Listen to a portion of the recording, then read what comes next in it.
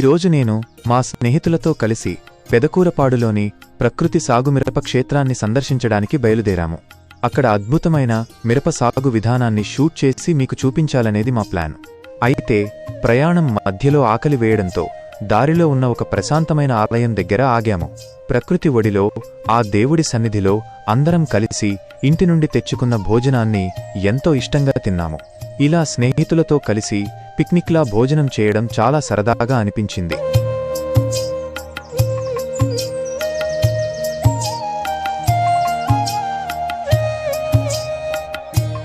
ఇక ఆలస్యం చేయకుండా మిరప క్షేత్రానికి బయలుదేరుతున్నాం. పదండి చూద్దాం.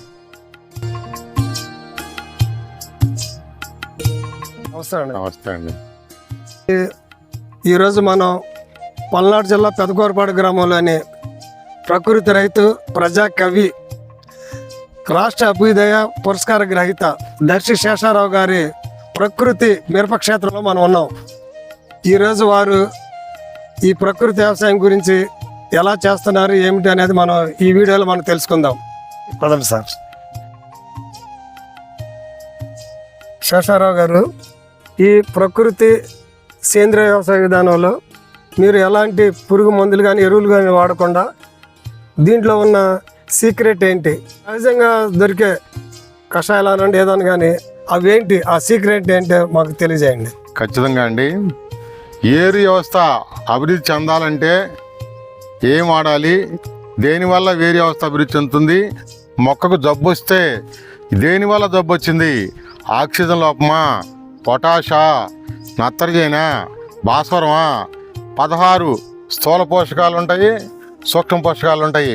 వాటి వలన అవి తెలిసిన తర్వాత వ్యవసాయం పెడితే ప్రకృతి వ్యవసాయంలో మిరప పండించడం చాలా సులువు.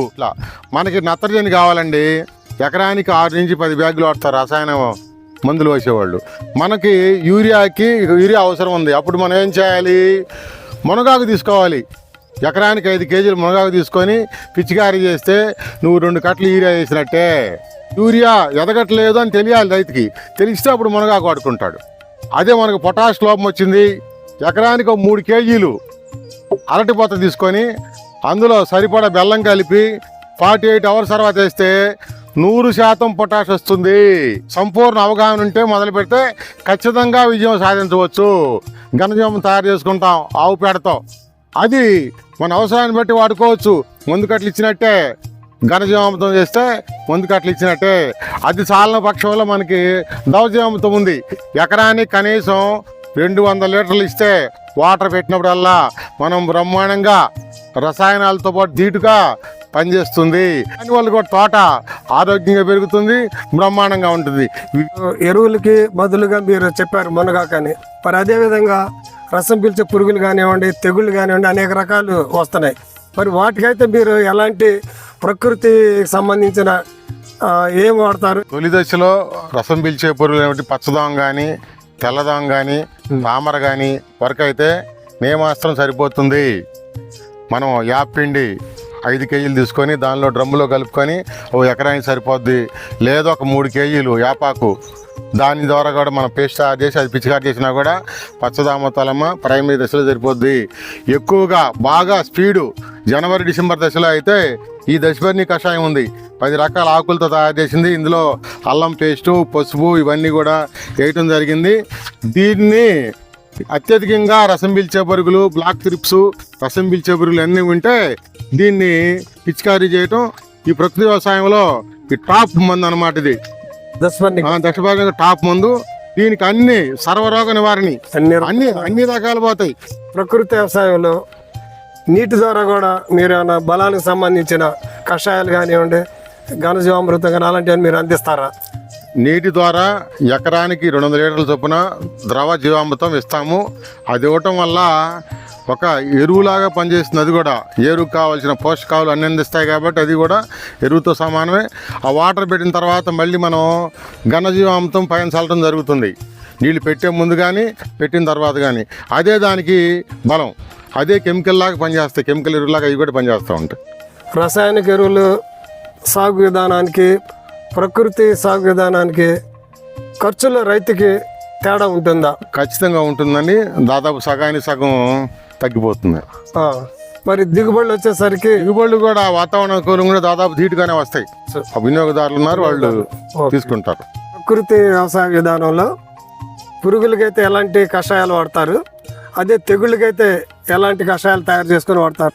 నేమాస్త్రం ఒకటి వాడతాము, దశపర్ణి కషాయము ఒకటి వాడతాము. వీటిలోనే వేప గింజల కషాయం ఉంది, వేప గింజల కషాయం కూడా వాడతాము. అది కూడా బాగా పనిచేస్తుంది.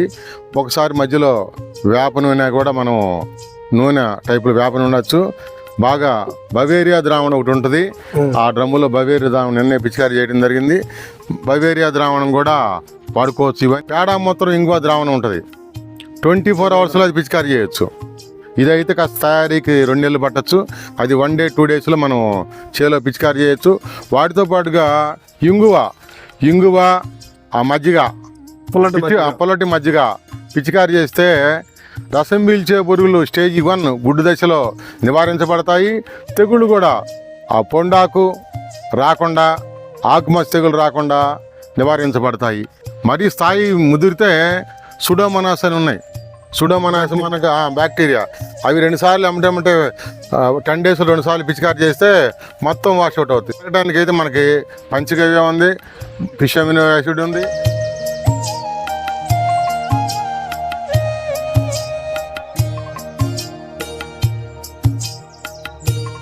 టమాటాలు కూడా ట్రిప్కి మనం ఒక ట్రే దాకా వస్తున్నాయి. ఒక బాక్స్ సుమారుగా ఉన్న చెట్లు ఒక్కొక్కదానికే ఆ కాయలు కూడా మనకి చూస్తే ఈ తేడా మనకి స్పష్టంగా కనుక్కోవచ్చు. వీటికి కూడా మనకి అవగాహన వాళ్ళు ఈజీగా క్యాచ్ చేయగలరు. వీటిలో ఉండే పోషక విలువలు గణనీయంగా పెరిగినాయి, ఏది ప్రకృతి వ్యవసాయం సాగు చేయటం వల్ల.